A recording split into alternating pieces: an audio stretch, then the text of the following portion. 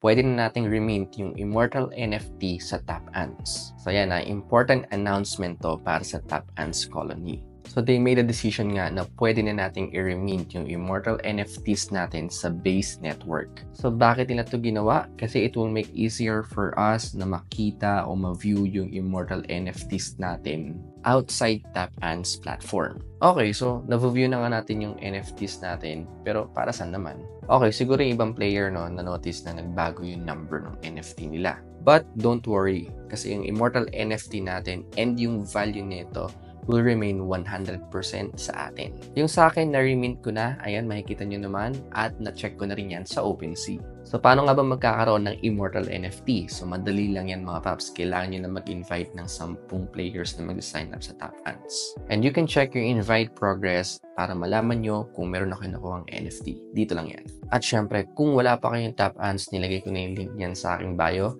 Yan, click nyo lang yan at mapupunta kayo dito. Now, kung meron pa kayong question about Tap Ants, syempre, comment nyo lang yan dito at don't forget to follow.